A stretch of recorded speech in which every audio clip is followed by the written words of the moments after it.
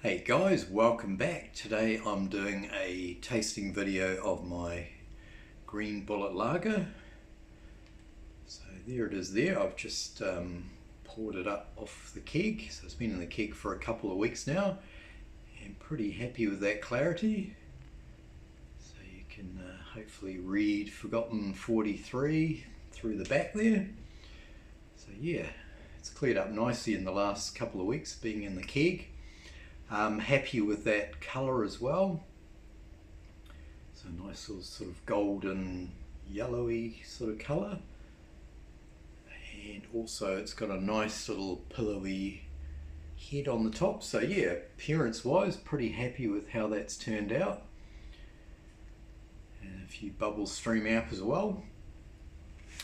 Yeah, so it's been in the keg for 2 weeks. I'll tell you a little bit about the beer before we dive in. So this is inspired by a commercial beer. I mentioned this in the brewing video or brew day video. Commercial beer from Parrot Dog Brewery, based here in New Zealand. They do a straight up lager called Lager, and they use Green Bullet hops, and I really enjoyed the flavour of that. I've always thought of Green Bullet as being more of a bittering hop rather than like a late addition or anything. It's a bit of a workhorse hop here in New Zealand and probably around the world. So yeah, so that inspired me to brew this up, and I'll just quickly run over the ingredients or what my recipe. So I didn't know anything about the commercial beer apart from the fact it was a lager and used Green Bullet hops. So it's just 2 malts, so it's 94, I've rounded off to 94% Gladfield's light lager malt, and then 6% Carahell from Bestmalz. And that Carahell is given that nice sort of touch of colour, and otherwise it would have been very, very light, but also more importantly the Carahell helps with head formation and retention. And yeah, so the Green Bullet hops themselves, so I've used them all as late additions rather than an early bittering addition. So some went in at 10 minutes and then the rest went in as a hop stand whirlpool, so no dry hop at all. So yeah, all late additions. Have a look in the video description for the recipe based on a 10 litre batch.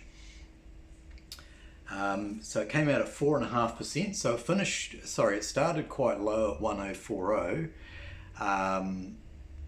but it finished even lower than I was expecting at 1006 to give me 4.5%, 20 IBUs, and yeah, let's dive into it. So cheers guys, hope your week's going well.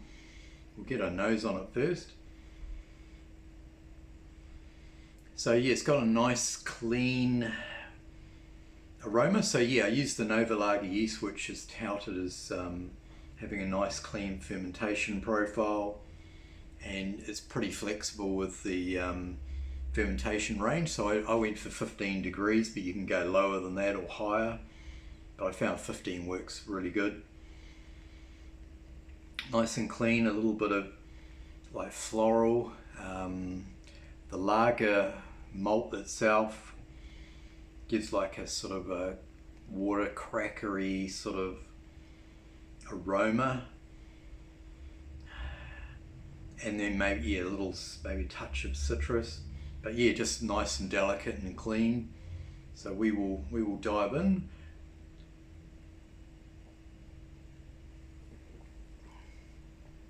Going for another mouthful, be rude not to.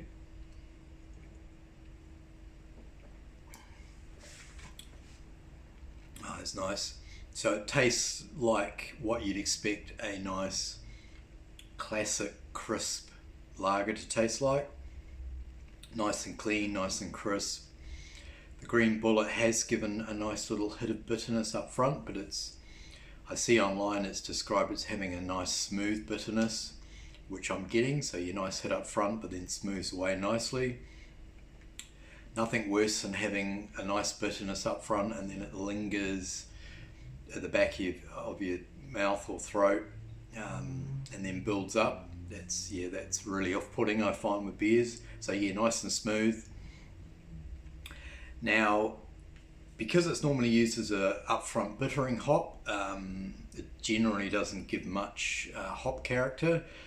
But when used as a late addition, and I had a look online, they describe that it has some like pine, floral, some little bit of spice, and some dark fruit.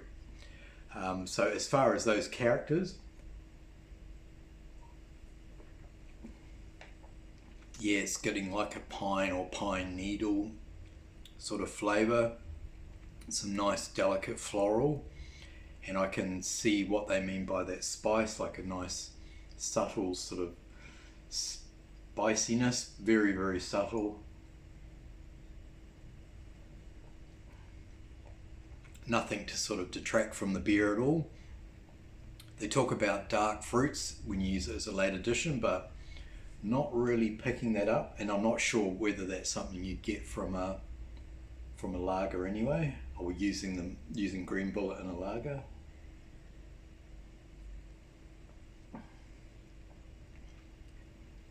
But yeah, it has got this sort of, I can only describe it as a very subtle lemon citrus, but very, very subtle. But overall, a really nice drinkable lager. I call it, yeah, like a classic lager with a New Zealand twist from the Green Bullet. Yeah, I'm really, really happy with that. Does have some similarities between this and the commercial version. Sorry, I did try to get some cans of the commercial version, but I can only get it in a 12 pack, and I didn't want to buy another 12, seeing I've got my own version here. But yeah, some nice similarities between the two. Yeah, overall I am very happy with that. You can see the Carahell has really helped with that glass lacing. The head's died away, but it is retaining a nice little ring on the top.